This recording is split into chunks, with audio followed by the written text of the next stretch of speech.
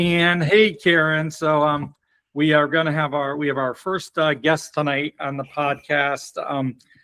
Karin is our cousin from another one of the Schulte children, and Karin's someone who is shares our beliefs, for lack of a better word, and really fascinating person as well. And can really help us with the some of the subjects we want to hit on tonight, but.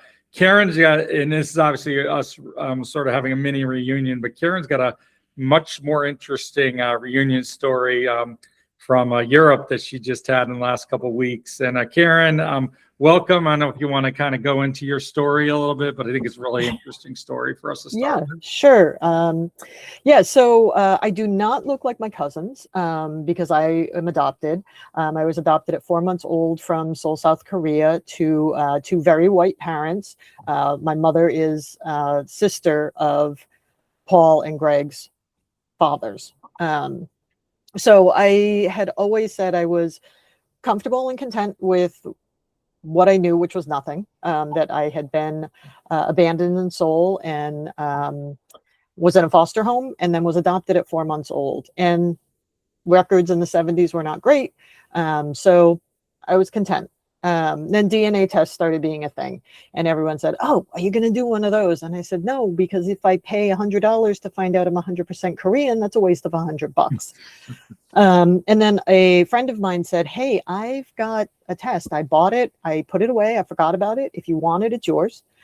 So about a year and a half ago, I did the cheek swab, mailed it off. And around November, it came back and said, "You have a probable match of a full blood sister who lives in Denmark."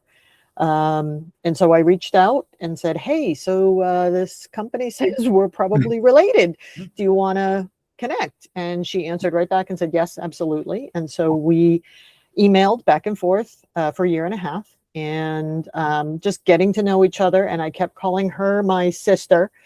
And my kids said, "You can't do that. You can't do the air quotes. She's actually a sister." I said, "Yeah, but it doesn't feel real." And they said, "Well, you got a pen pal, but technically she's a sister." And she and her husband travel extensively. They don't have kids. And she said, "I'd love to come to the States. I've been to the United States before, but your country's kind of a mess." And I said, "Yeah, fair." So my mother and I talked about various combinations of people that could go over with, go and visit. And we landed on just her and I. And so we just got back a week ago from a week-long trip to Copenhagen to meet my sister and her husband and all of her adopted family. She's 13 months older than me. We look very similar, which is weird for me. I haven't had this experience. Sure. She was adopted at 5 months old through the same adoption agency my parents adopted me from.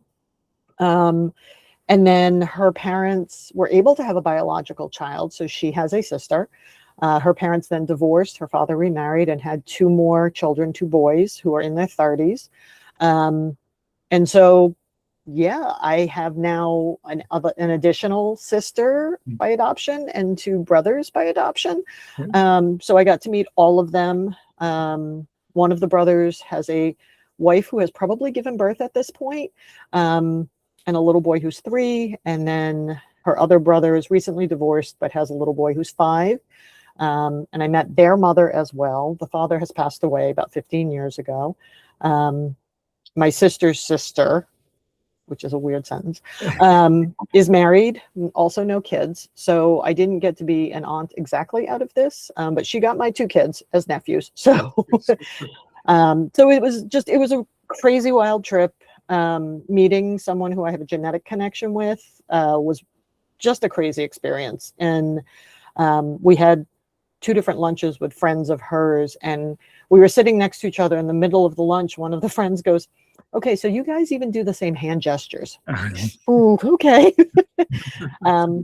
Which is, I have my kids who we share some traits and expressions and things like that. But to have someone who I share those personality traits or those, behavioral traits with, we just met. Like, that's obviously a genetic thing, not a environmental. So it was I think we will definitely be keeping in touch. She wants to come when our country settles down a little. So looking forward to showing her around Rhode Island, New England states, all of that. So it was a great experience. That's great. Getting to know these people and finding a bond with someone who I met over email a year and a half ago. Sure. The crazier part is that we both did the test from a company I had never heard of, which is called MyHeritage.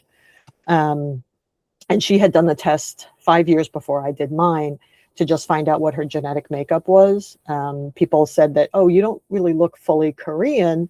If you have native Hawaiian blood in you, you can claim land there. So she took a test to try to see.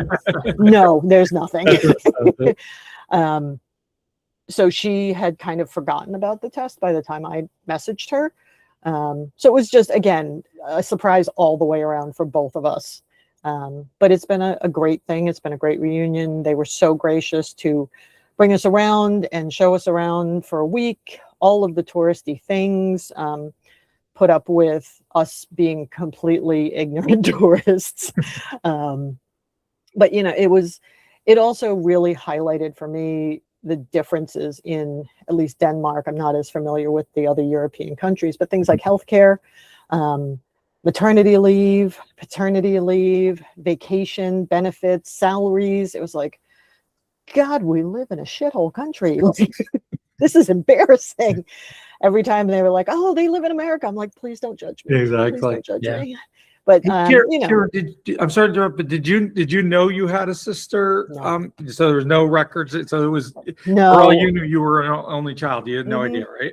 Her story was pretty much the same as mine. She was abandoned, and she was adopted at 5 months old. So she went into a foster home prior to the adoption. So by the time she was in the foster home I was then coming into the orphanage where we were briefly.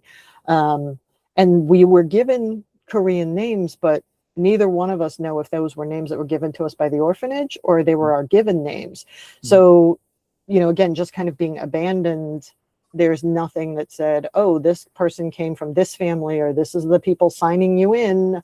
So neither one of us knew. I don't think the adoption agency or the government knew that we were related. So yeah, absolute total 112% shock for both of us. Great.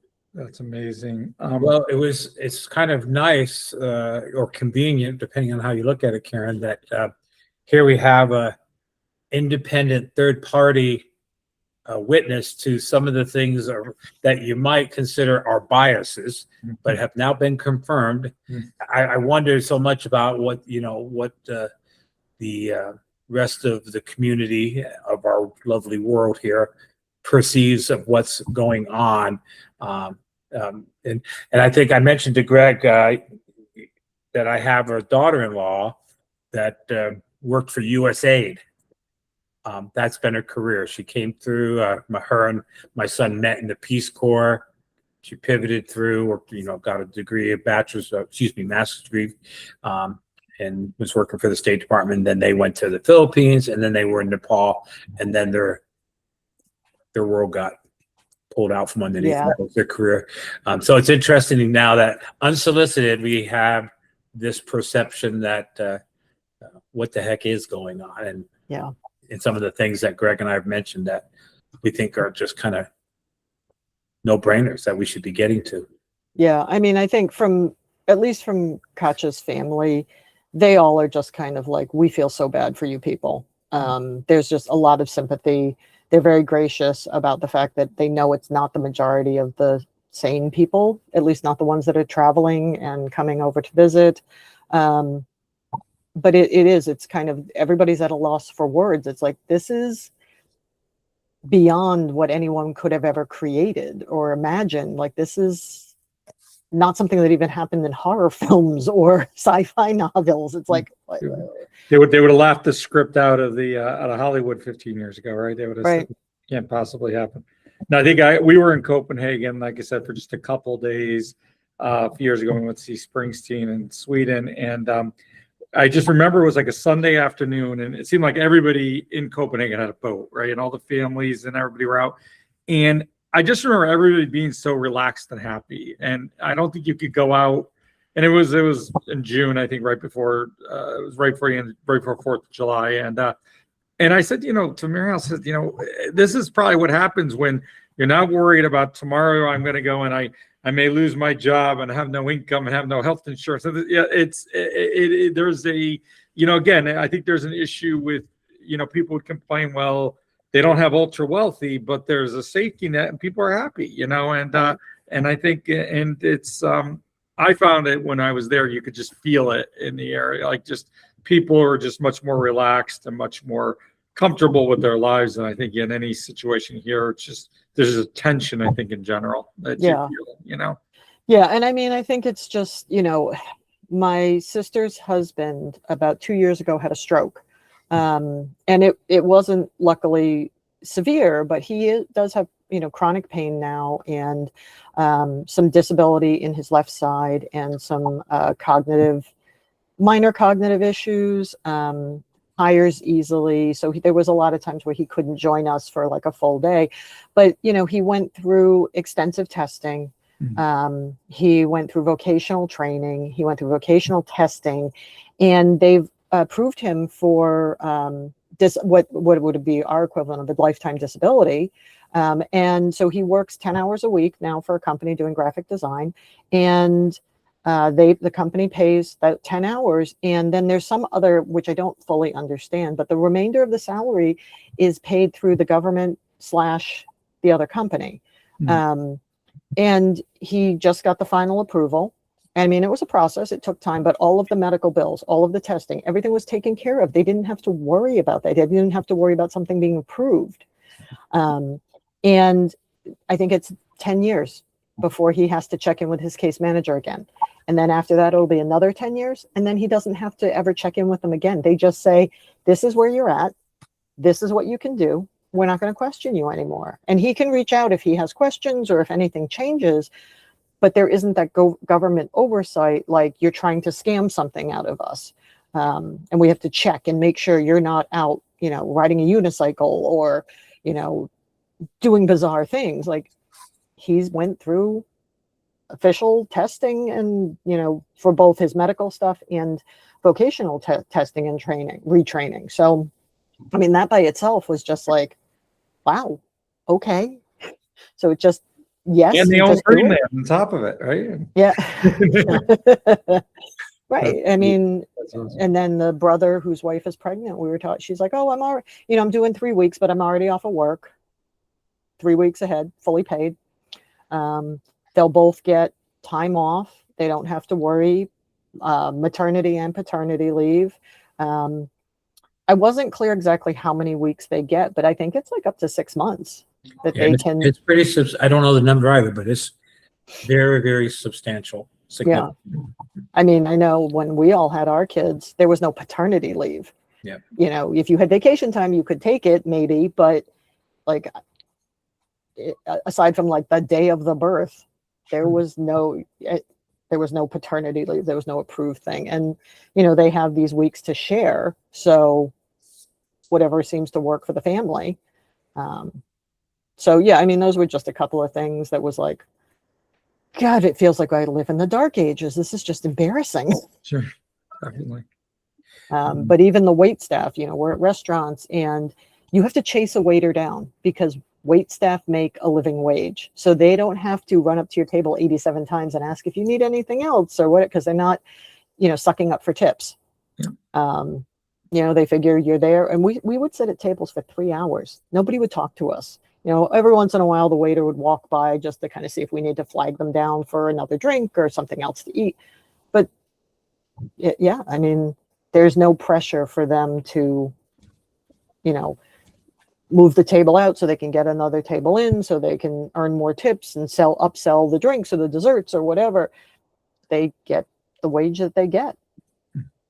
It's amazing. And it's like, so many of the problems, I think, where people think we've got these insurmountable problems in this country, yet every other civilized country in the world has solved it. And so we got a vast resource of examples on how to solve the problems, but we choose to pretend we're somehow better and live with the problems, right? So definitely.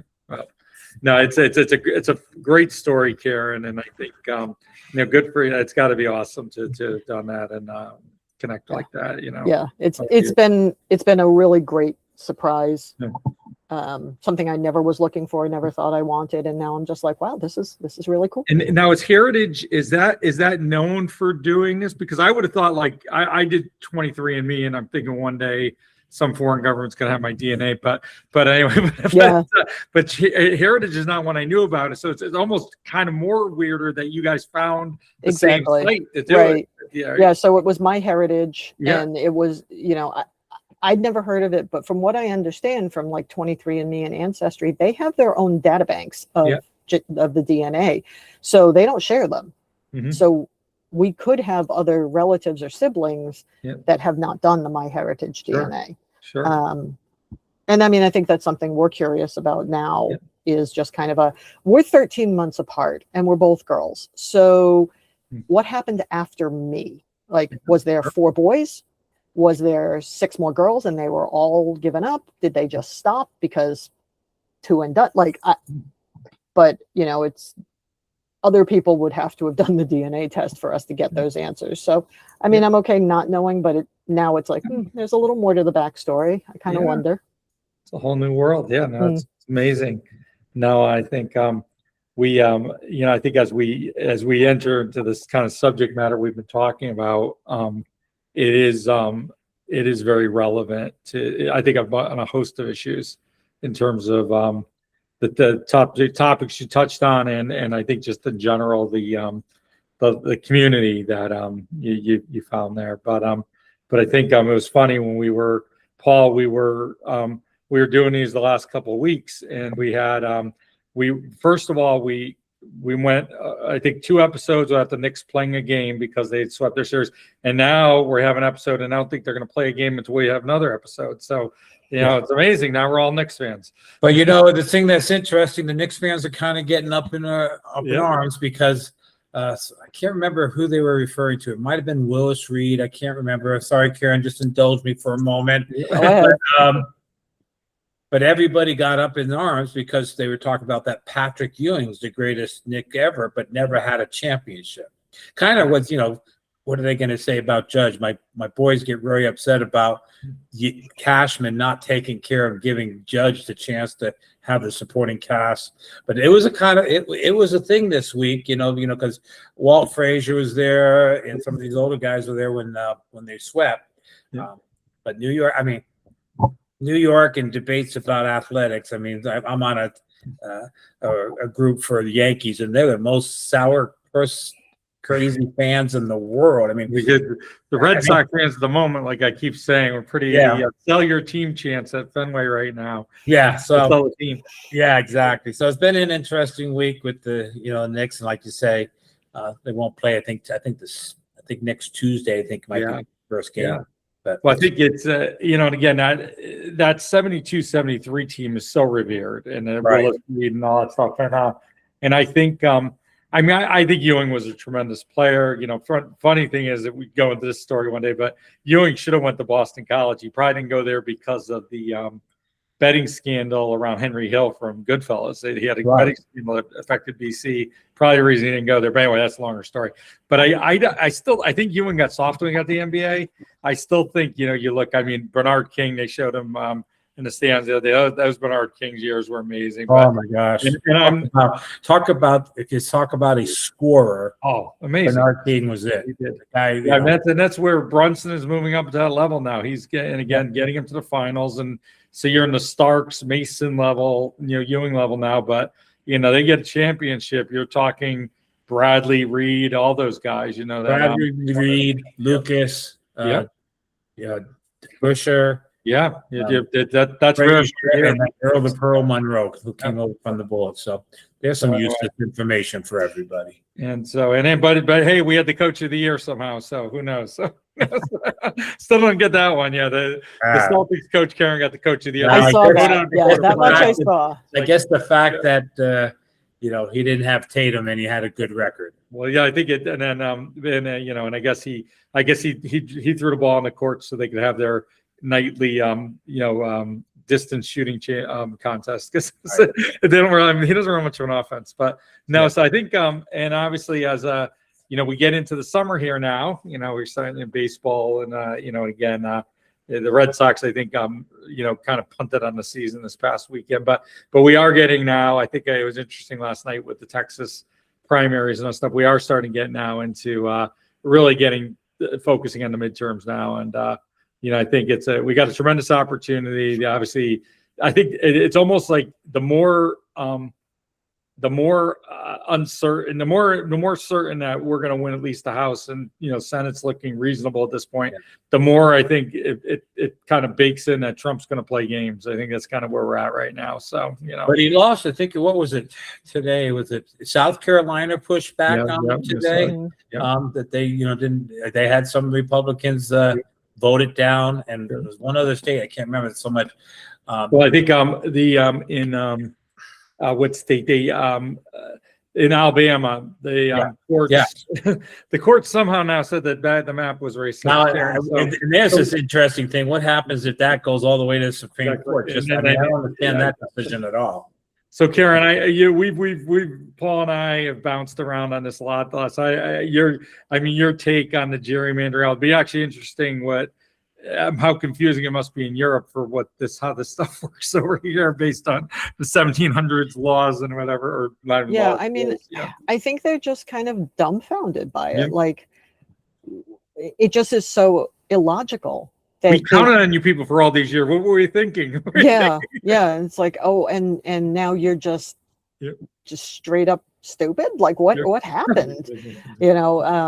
Yeah, so I mean, I think there's a lot of disbelief over there, just like, and it was a nice feeling of solidarity from people that aren't in our country or not, your own circle of friends, to be just like people saying, yeah, it's nuts over there. What is happening? It's like, I'm right there with you. I don't have words to describe what's happening. It's like, if this had happened under any other administration, it wouldn't have. Hey, Karin, you're I know Aunt Louise, I'm assuming you grew up in a fairly liberal/progressive household. I don't think we didn't talk much about politics at grandma's dinners, but I can make assumptions. But your journey politically, I guess you've always kind of been where you are now, right? I mean, I obviously have had huge drift. You're definitely not the childhood and the upbringing that Greg and I experienced. No, and I mean, I think my mother has always been, because she also had, she was a community college professor for 35 years. And so when you're a state employee and you're in community college as opposed to private four-year university, I think you have a different view on who are the people getting educated, who are the people trying to make this work. And she also has a background in religion. So she was thinking, she has a master's in religion, so she was going to be a minister. So, I mean, I think the two of those things together really created an environment where it was just people are people, and people are trying to get themselves to a better place. And I mean, when I did adjunct teaching at the same college my mother taught at, and when I started that, there was no Affordable Care Act. So people had to take full-time course loads to get health insurance for the college.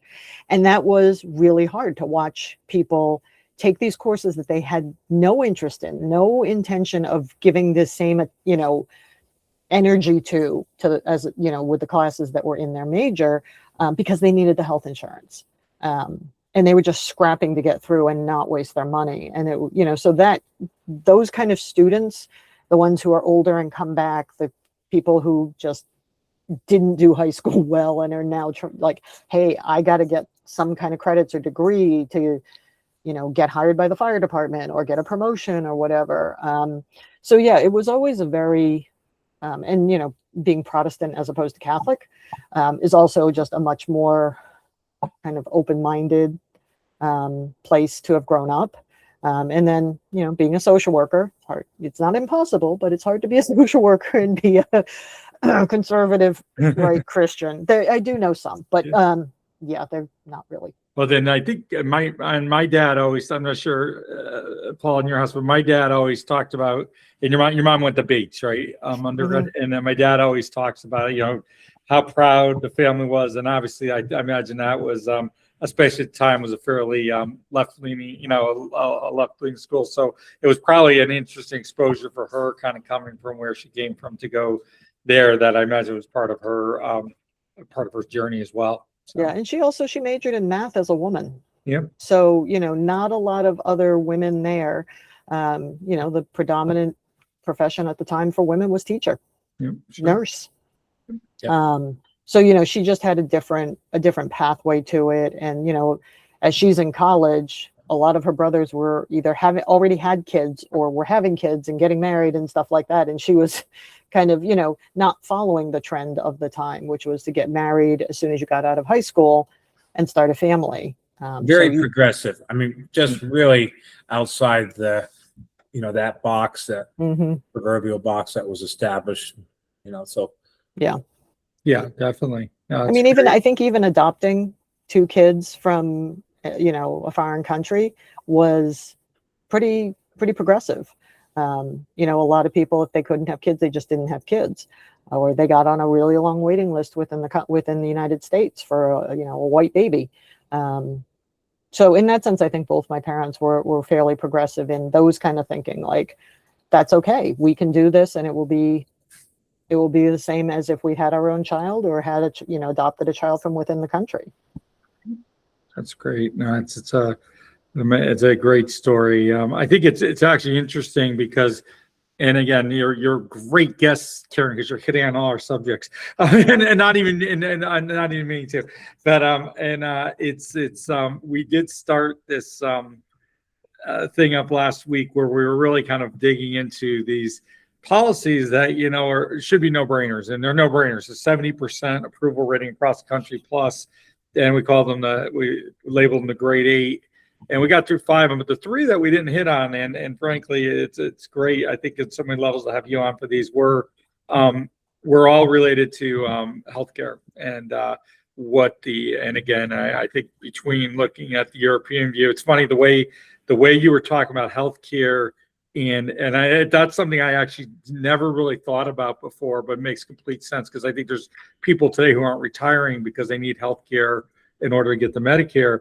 But it's almost sounds like the way people treated going to college to avoid the draft in Vietnam. It's like, and that's how serious it is, right? It's not nothing to be taken lightly, and I think these issues are important. But I think the first one and one of the ones I think that is sneakily very important is the FMLA issue, and I know you hit on that a little bit, and what your relatives are going in Denmark, and I haven't had as much experience with my family. Paul, I'm sure you've got a few more grandkids than I do, etc. Have your kids had to tap into? Have you been tapping into it at all in the FMLA? And what is it in Utah? Do you guys even have any laws about FMLA in Utah? Well, it's not really. Some districts. So, for instance, Salt Lake School District, which is most folks don't understand this, but Salt Lake is the progressive hub of Utah. Yep. And that's where that new District 1 has been developed. Traditionally, they would divide those up in 4. So they would take Salt Lake, and go out to the east and the west as far as they couldn't get rural folks. And then it was about an 8-year court battle, and they finally had that. But Salt Lake District finally has the maternity leave and the paternity leave. And that was a big deal. And I think it's only still 14 days, maybe. It's nothing significant. Oh. Yeah, but that was like a big deal because everyone, I remember I was sitting in one of the committee hearings up at the Hill for our folks, and I was just almost embarrassed this was our representative, and they just talked about folks tapping into their sick leave and their leave for women, and I'm like, okay, so let's get this straight, because he wasn't talking paternity at the time. I said, do you not hear yourself? I mean, 2 people conceived this child, there was 2 people there. And why should, women have to tap into, their sick leave? And by the way, being pregnant is not being sick by, definition. So Salt Lake finally did it. I can remember, just to kind of put a face on this, when Janine and I I worked my first year in Connecticut as a teacher. We moved back to Brigham City. That was Janine's hometown, up north. And I can remember we got pregnant with Allie, or she got pregnant with Allie. And Allie was due right around the 1st of May. And we were in a panic because if Allie got born before the 1st of May, it would have been a pre-existing condition. We would have had to do documents and everything else to prove that. Well, go figure. She was conceived. I mean, this is the type of stuff that just might. Now, fortunately, she came on the 14th of May, but we were literally watching the calendar and relieved when the 1st of May came because everything associated with the birth of Allie would be covered. That was back in 1987. And so that, and compared to the story that Karin was just telling us. But, again, Greg, you and I have talked about sometimes the GOP are kind of, they're a master of the boogeyman, so, and you talk to folks in other countries and stuff. And I did my LDS mission in Canada. And so it was, if I got sick, I went to the doctor and didn't have a bill. But they create these boogeyman stories. So like you're in line forever and you can't get the care that you need and things of this. Or immigrating here. Yeah. So they sell these, these boogeyman stories that people listen to. I guess, I don't know if they believe in it, but listen, because still the polling is significant. So it's fear. It's just, tapping into what is your greatest fear is that you need to get in to see a doctor because you've had a heart attack or you have cancer and you can't, because it wouldn't happen like that. And it's like, there's nothing to back it up. It's the same thing of the, fear of trans people. Like, oh, you're going to let them be in the men, be it trans men who are transitioning to be women, be in the ladies' room with your daughters. Well, okay, what about all the pedophiles who've been in the men's restrooms with your sons? Like, do we just not care about them? Okay, so it's it's fear mongering, really. And I love this. I don't love it. I mean, this concept that someone is going to go through, some male's going to go to procedure to win their high school state championship. I think that's a little far fetched. If that's the extremes you want to go to. I mean, it's just a real lack of understanding. But you talk about that, Karin, and I always laugh and say, okay, so how many dads have brought little girls into the bathroom or vice versa? It happens all the time. It's just, if you've raised kids and you have, if you're a dad and you have a daughter or a mom that has a son, you have brought your children into, And then if that's a real fear, because I worked with the capital projects for Salt Lake School District, we're built, all of our new buildings are building unisex bathrooms. So you have your girls' restroom, you have your men's restroom, but if it's if you're thinking about a trans kid's going to go into somewhere, then use the unisex bathroom. So there's such simple solutions that we don't even have to waste our time on this dialogue, except that that's what gets them elected and that's what gets them the power. That's why again off topic, Greg, a little bit. So the FMLA good, but it wasn't funded. So you had your job. But if you burnt all your leave, you can get the job when you come back, but you're not getting paid. Right. Yeah. In Rhode Island, I think for at least when I had my kids, the FMLA, assuming you'd worked for a full time for a full year prior to giving birth, you were entitled to 12 or 13 weeks of protected time. But in Rhode Island, pregnancy and delivery is considered a temporary disability. So you end up getting some money. And again, it wasn't your full paycheck, but you ended up, I think it was, as long as the doctor wrote you out, I think it was like 8 weeks, you could get some money from the state. So you could piggyback your sick time or your vacation time with that temporary disability because it wasn't your full salary. So that was an unusual thing in Rhode Island. I learned but you hit on one of my pet peeves and nuances.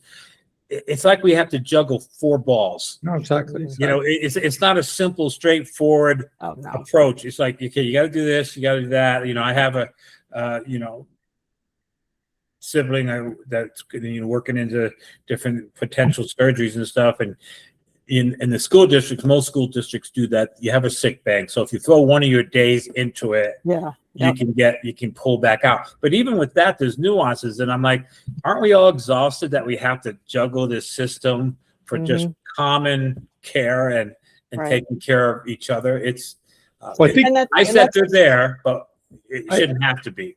I think there's a common theme. Sorry, Karen. I think there's a common thing that goes throughout so many of our policies that our government puts in place that and again, I'm a finance guy, and I'm not going to say I'm awesome at it, but I'm paid to take risks and reward.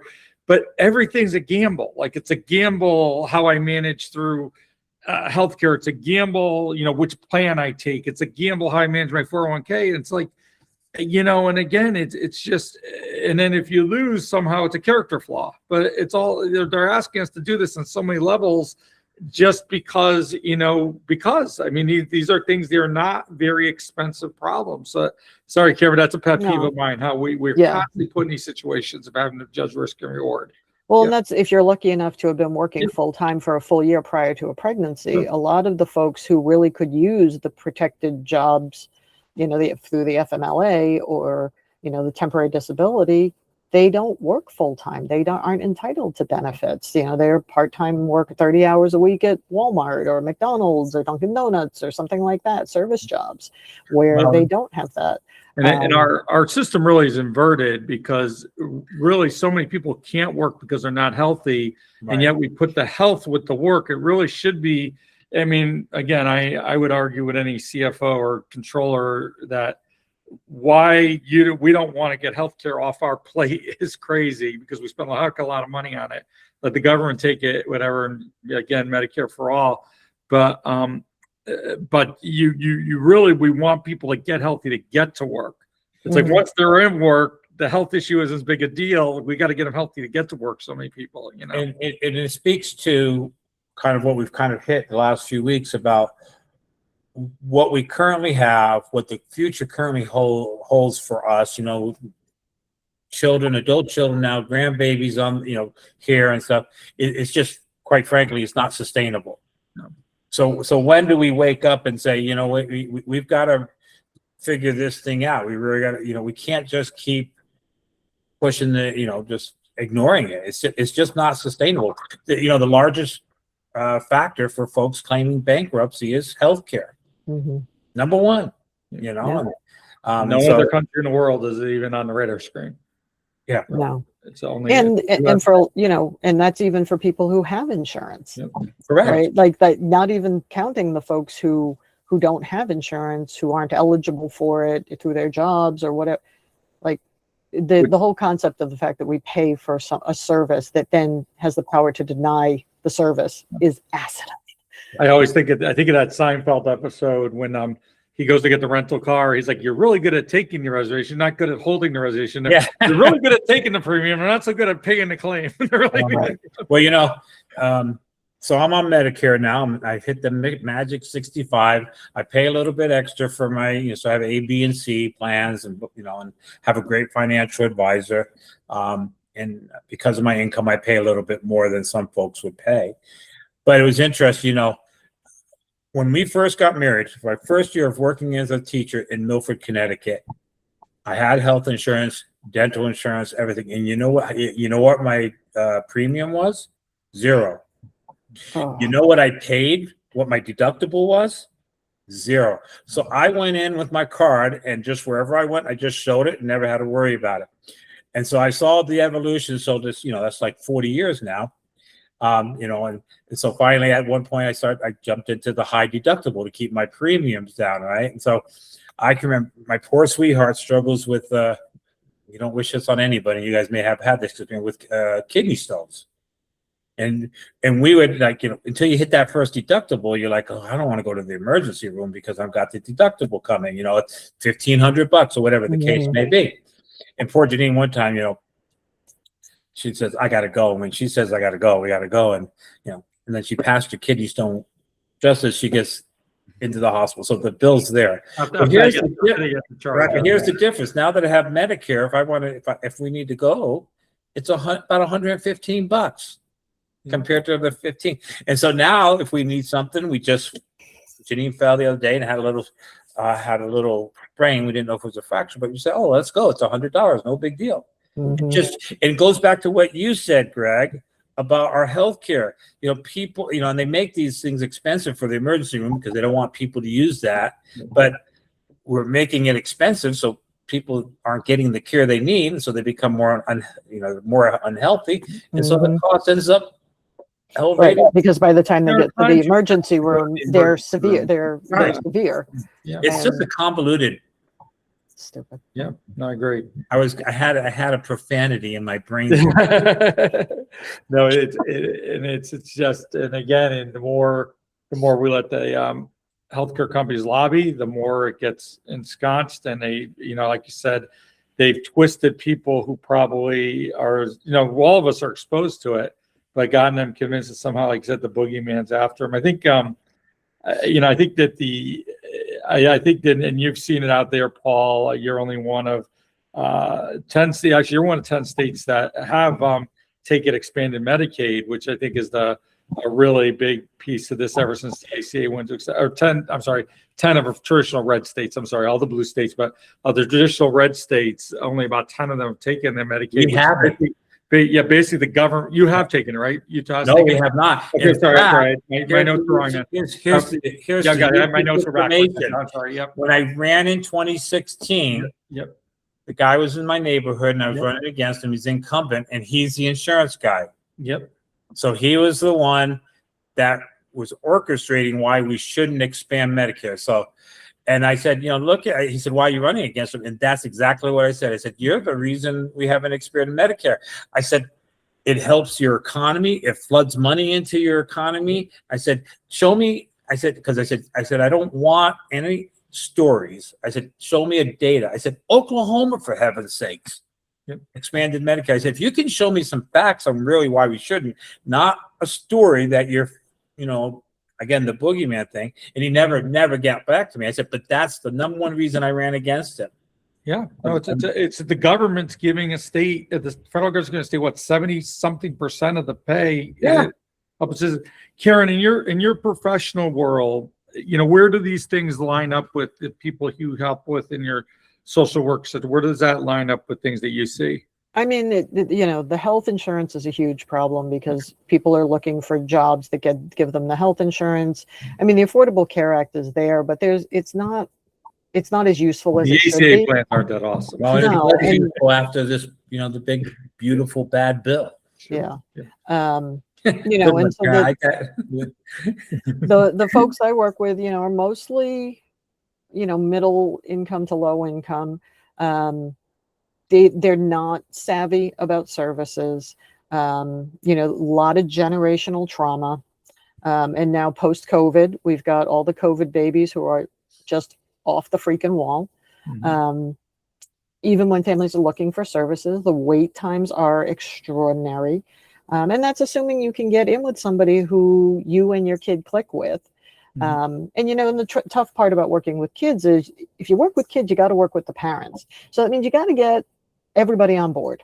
And frankly, people don't have the time. It's not that they don't want to, it's not just, just fix my kid. I mean, there is some of that, but because people are exhausted, because they're working, more than 40 hours a week, they're working more than 5 days a week. They often have more than one kid who's struggling with things. They don't have enough social supports. They don't have enough family supports. And the system isn't designed for them to understand it and find what they need. I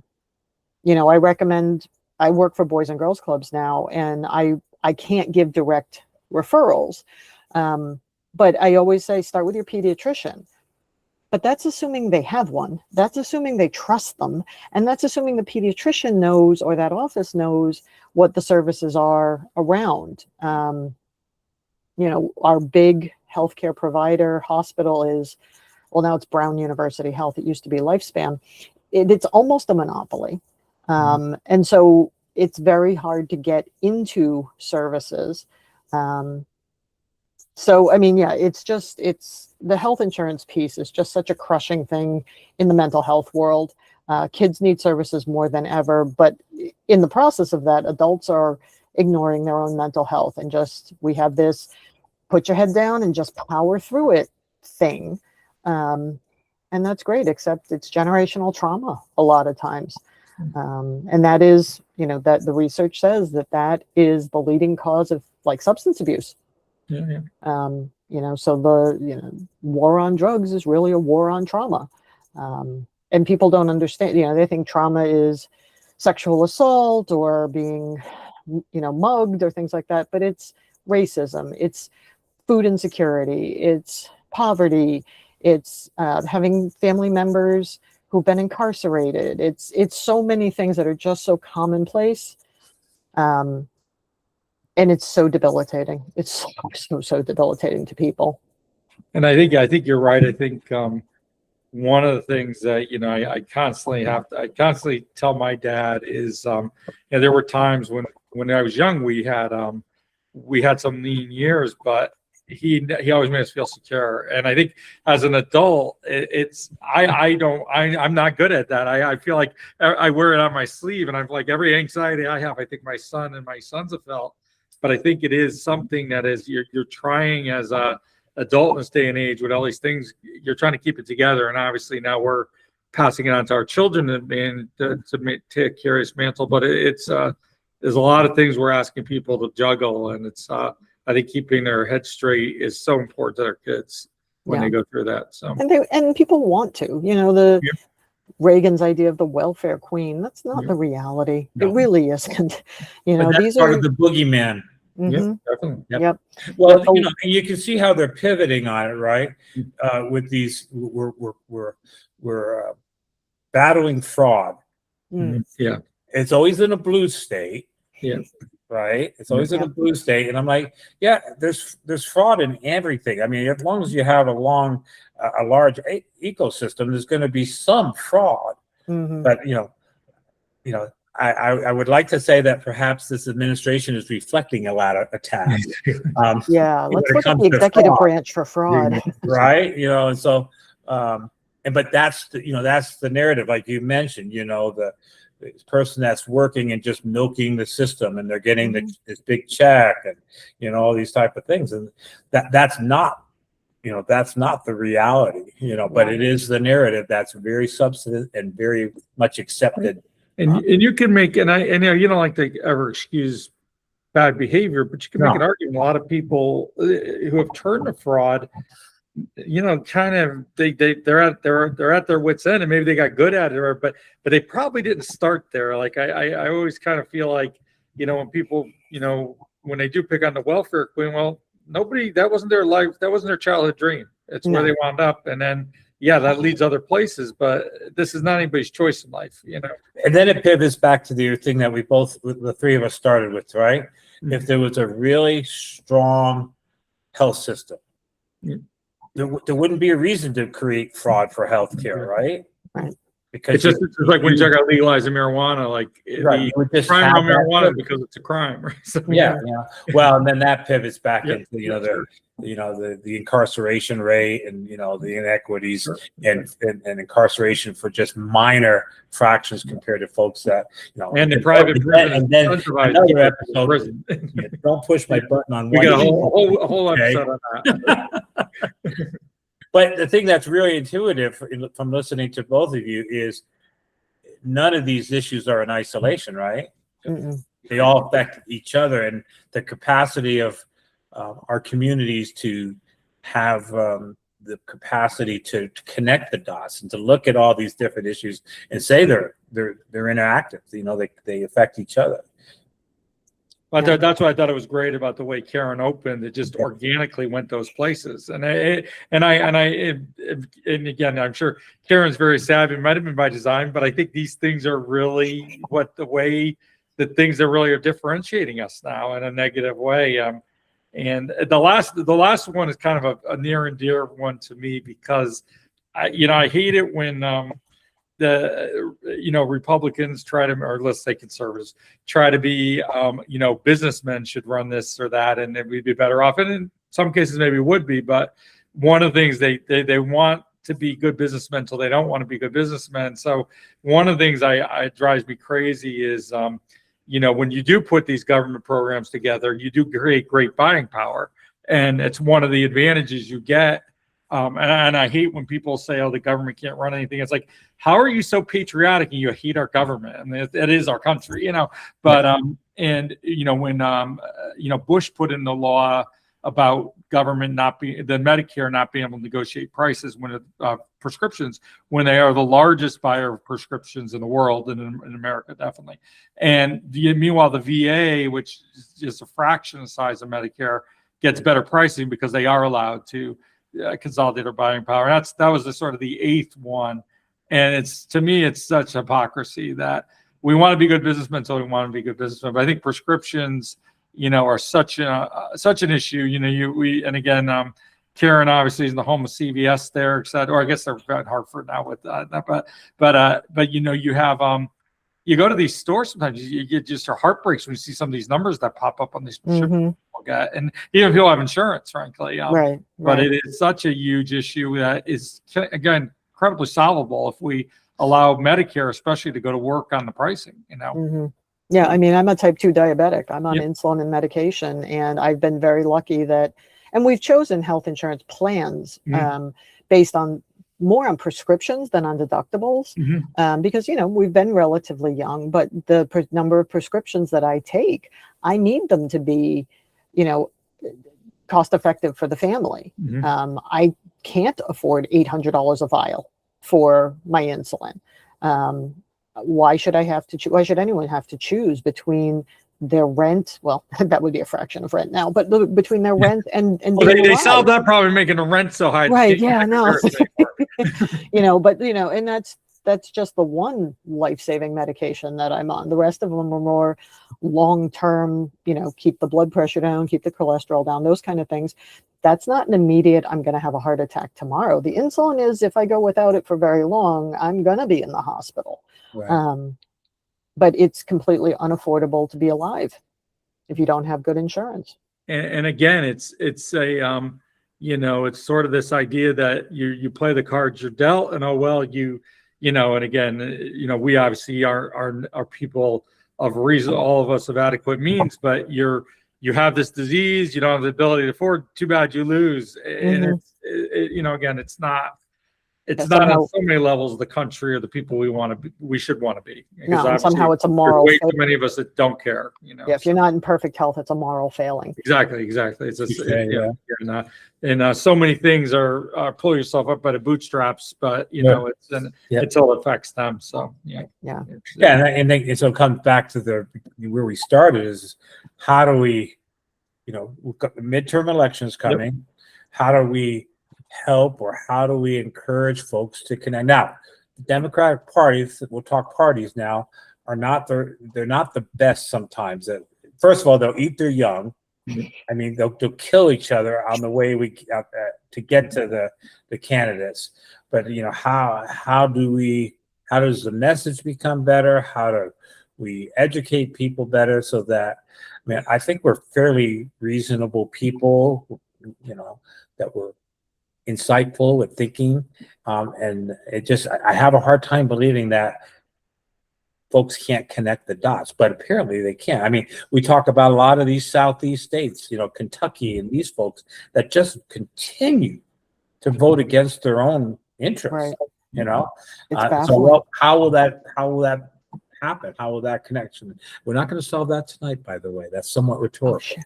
It's like you scratch your head and you're like, how can this even be?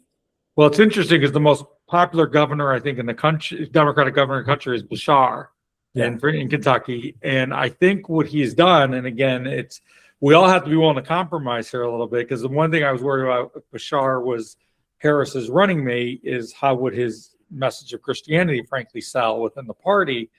But I think it's selling really well because it brings a different element in, and I think it's the nature of Democrats is that we have a lot of rules, so we want, and it becomes almost purity politics. But I think that's what Tellerico is doing in Texas. He's mixing a little bit of a, Christian message. And again, he's going up against Satan. So that's going to be really helpful. So,